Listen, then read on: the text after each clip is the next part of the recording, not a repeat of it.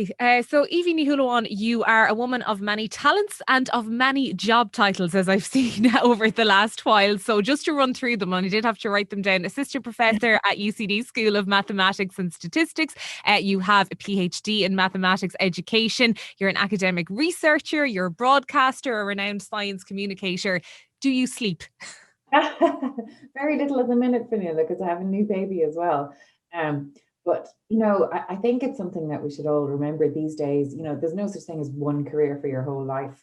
I never thought I'd end up being an academic, never thought I'd be a presenter on television or on radio. These things have all kind of happened through the meandering path that I took through life.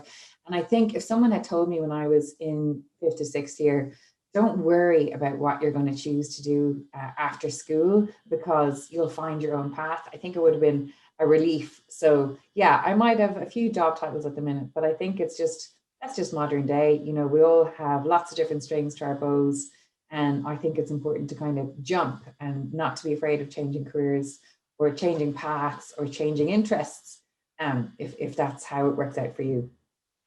And it's such a broad field to be involved in: STEM, science, technology, engineering, and mathematics. Can you give us a sense of what it is about this arena that you're so passionate about? Okay, well, so STEM science, it stands for science, technology, engineering, and mathematics. But rather than those four separate subjects, we kind of refer to STEM now as all things to do with the sciences and kind of scientific research. So STEM, for me, I guess I'm passionate because I was really interested in physics when I was in secondary school, and really not until fifth year, I guess. I chose it for one of my leaving cert subjects, but I had an interest in the stars because I'm from a very rural townland called Carnacone in County Mayo, and there's no light pollution, and so we could see the stars. So from a very young age, I wanted to learn the constellations, and the more I learned about the stars, the more I was fascinated. When you're looking up at the night sky, you're actually looking back in time, because it's taking hundreds, sometimes thousands of years for that light from those stars to come to you. And sometimes when you're looking at a star, it's already gone. It's been dead for thousands of years, and we can see it right now. So that just absolutely fascinated me. And I was, very interested in black holes and in the Milky Way galaxy and things like that. So that brought me to physics, and I enjoyed physics in school. I wasn't brilliant at it. I didn't get an A in physics in my leaving cert, but I was interested in it. I was also, I think, I was really torn what to do after university, and I was thinking about journalism, and I had German down at one point as well. And then I went to UCD Open Day for maths and physics, and I really liked the lecturers, and I really liked the sound of what I would do in theoretical physics. And so I went and I did theoretical physics. I was very lucky to really enjoy that. I mean, it was a tough degree to do, but all degrees should be tough. You should be learning, you should be challenged the whole time. It shouldn't be easy. And I enjoyed my degree a lot. And then after that, I guess I took a few different paths, but I've ended up back in academia. But for me, it's all just about being interested in how the world around you works. So a few of my brothers are engineers, and they're just problem solvers. They're really interested in, how does this work? And how could I change it somehow? Or there's this problem, how can we fix it? And I've got lots of colleagues in UCD who work in physics, who work in maths, who work in computer science. And it's all about problem solving. So I think that's really, for me, what STEM is. It's just about problem solving. And I have loads of time for the arts, because we really need loads of people who are really good at writing, really good at, studying history and geography and identifying patterns. And we should all be working together. But I guess I'm passionate about encouraging more young women into STEM, because I think young women kind of feel like this isn't maybe their field, and maybe you shouldn't go into it because we don't really belong. And I'd hate for that to be the case, because we actually need more women in the sciences, because having a diverse team of people trying to solve problems makes it easier to solve the problems. And I think if we have more women thinking about these things, we're more likely to get better solutions. So for example, I have an iPhone, and it's just too big for my hand. And why is that? It's because the people who designed it were mostly men, and they weren't thinking about, well, actually, will this fit well into a woman's hand? So simple things like that, like they affect everything around us every single day. And I just think it's really important that women are there at the table, making the decisions and solving the problems the same as everyone else. And we're hearing a lot of that at the moment. It's really being highlighted, maybe the lack of women's voices in relation to the decision making around COVID. So it's very interesting that you say as well that, yeah, it's so important to have that input there. I just want to go back to a couple of things you said. One, that you weren't necessarily a straight A student at physics in school, and also that you did find the degree quite tough. And I think that's a really important point for girls and young women to take, that you don't necessarily have to be the best at something to just pursue it. No, absolutely not. And this is something I find out more and more about in my research, because I research teaching and learning in mathematics and the sciences. And this is a real difference in the genders. I'm stereotyping because, you know, everybody is an individual, but when we do research, we kind of have to do some generalizations. And in general, girls don't feel like they're equipped or suited to a subject if they don't find it easy throughout, or if they find a problem that no one is really able to decipher for them or really explain to them. They tend to get to thinking, oh, maybe this just isn't for me. I'm actually not going to be good at this, so I'm just going to leave it. And I think it's really important that young women realize you don't have to be brilliant. And actually, there's no such thing as a maths gene. So when people talk about, oh, I'm a maths person or I'm a language person, that isn't anything. That's like, it's a myth. It's a myth that's propagated by a lot of movies and sitcoms and things like that. But there's no such thing. All of these subjects require work. Of course, there's like, you know, a small percentage of people either side who are going to be maybe geniuses or find something really, really difficult. But the vast majority of us are in the middle. And if we practice it in the right way, we can improve with it. So I wasn't an A student in these subjects. I had to work at it. Like I got a B in my maths in junior cycle, and I really didn't think I was a maths person. And then all of a sudden, I failed my Christmas test in maths and leaving cert. And I really wanted to drop honours maths, and my parents wouldn't let me. They said, you know, give it a go until the mocks, and we'll see after that. And I started to work with a couple of lads from the boys' school, and they had a different textbook, and whatever the textbook was, it just made more sense to me. So it was actually the way I was trying to understand maths in the book that we had. It just didn't suit the way I think. And myself and the lads, we did kind of a Saturday study club. I know it sounds so nerdy, but it wasn't. Like, we were hanging out for hours. But just by watching them and by us talking through the maths problems, we all ended up getting A's in the leaving cert. And it was literally like, it was just practice. One day, just the penny clicked. I was expecting things to be harder than they actually were. And when I say that my degree was challenging, it was challenging, but challenging in a way that I enjoyed it. And it was the same thing that we had little study groups. There was only 12 of us who did theoretical physics anyway, but we were always in bigger lecture theatres with hundreds of other people. And I always just, you know, tried to get a study group going. And I know this now, that if you talk through something, if you talk through how you're going to do a mathematics problem, that's the best way of figuring it out. And so it shouldn't come naturally to you, is what I say. You know, we have to work at these things. And unfortunately, the research shows us that girls, they lack this sense of belonging, because in the classroom they see, oh, that person, they got it straight off the bat, like they were really fast at it. And that doesn't matter. Maths isn't actually about being quick at something. It's about how you think about it. So I think we teach it in quite a negative way sometimes, because we do focus on how fast you are at mathematics. But if you talk to any mathematician, any engineer, any scientist, they won't say it's how, like, that being a good scientist is being a quick scientist. Absolutely not. Being a good scientist is thinking about all the different ways that you might be able to answer a problem. So that's what I would say to anybody in who's learning.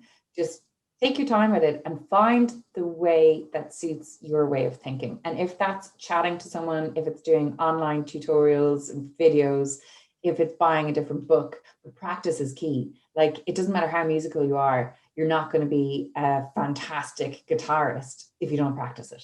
So it's actually all down to practice. And I think a lot of girls get turned off when they don't think that they're the best person in the class, and maybe they shouldn't do it because they're never going to be really good at it. That's a total myth. Everybody has to work at it. they just mightn't tell you how much they're working at it, or maybe they work a little less than other people will, but there's no magic to it. It's literally just about putting in the time and getting someone to explain it to you in the right way. And on the explaining then, because with you being so involved in the research side of it and looking at how these subjects are taught, what developments would you like to see in how STEM subjects are taught in Ireland over the next few years? Well, there's a lot of things happening at the minute anyway, and I think, you know, we should commend all those changes that are happening. I think it's very difficult to sit for a 2.5 hour exam and to get your result based on that 2.5 hour exam. And we're seeing this now in these times where there may not be exams happening. What's the best way to assess our students? So I do think, you know, having lots of project-based work is a really good idea. But I think having a discursive classroom, a classroom where you talk through issues, and where you talk through problems, and where you talk through your thinking. If you articulate your thinking, you're more likely to make sense of things. So I think that's really the way forward with teaching and learning. And I know lots of teachers are working really hard on changing their practice and maybe changing how they were taught themselves, because the research has come on. But it's really all about that. It's about articulating it. And I think, you know, you build your confidence through talking through something. It takes more time, and that might be annoying. I often think we try and teach too much in too short of a space of time, but it really is all about articulating how you're thinking, and then just like building your own confidence in it. Okay, and from your own experience then, I suppose this is actually a two-parter question.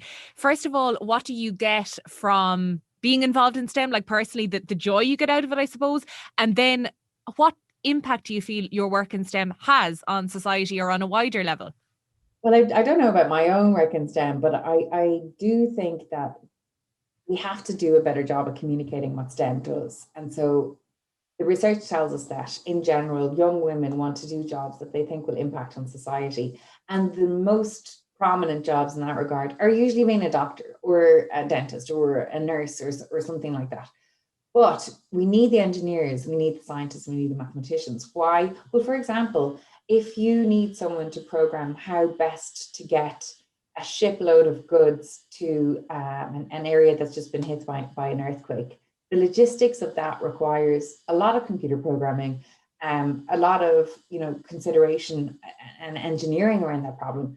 And there's lots of different areas that women can make an impact on that. And I've already mentioned the iPhone, you know, working on different types of experiments, working in medicine and medical research. You know, again, we need more based on women. So while we kind of have the careers in mind that we think make a really big impact, the engineering behind a problem, the mathematics behind a problem, the computer programming behind a problem, it's there hidden behind the curtains.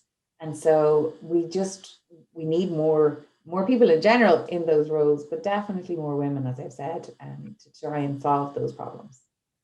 And I suppose leading on from that then is you are now a principal investigator on a higher education authority funded project. You can be what you can see. Sounds fairly self-explanatory, but to talk us through what that actually means in real terms. So our research on like encouraging young women into STEM has shown that if we give people role models that they can live up to, that they're more likely to consider going into STEM.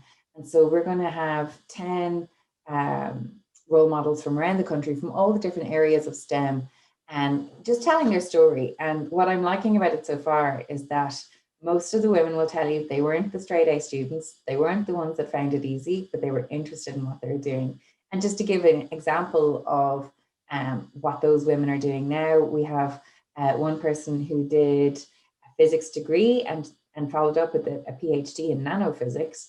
And you think, well, what can you do with that? But she's actually set up her own business now in financial technology, helping other businesses from going into bankruptcy. So far away from the physics, but actually doing a STEM degree gives you such base skills that you really can't learn in any other context. And she's running a really successful business now. She's a really successful entrepreneur. So that's one job. Another lady who is a radiographer or a medical physicist, and not a radiographer, but she will actually work with the machines that the radiographers use. So, you know, all of that requires hugely skilled knowledge.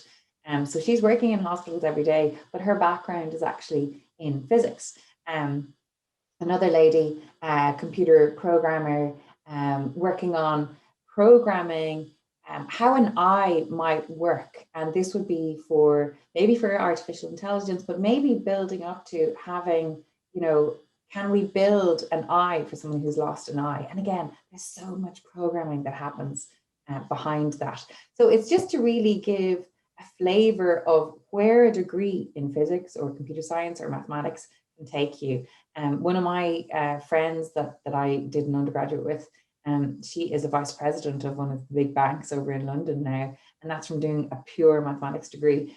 And I think those examples are really important because, as I said, the skills that you learn studying an undergraduate physics or engineering or maths degree, you can't pick them up.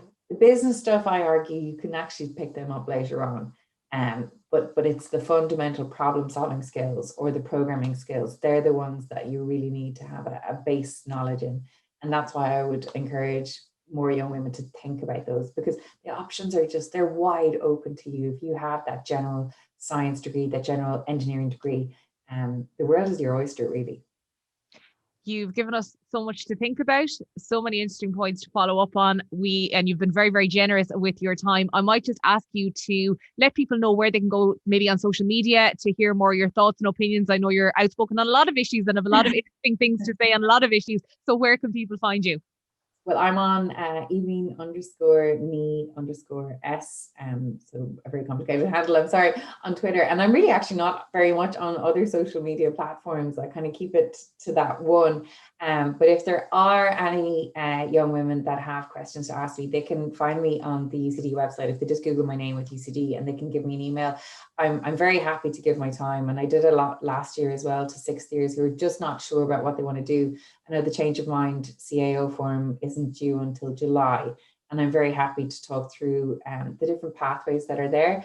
I'm a director of one of the initial teacher education programs we have in ECD. So if anyone is thinking about becoming a maths and science teacher, which is what I originally was, I'd be very happy to talk to them, because I think all of this progression as a society won't happen unless we have a really, really strong education system. And that's down to having excellent, qualified, passionate teachers.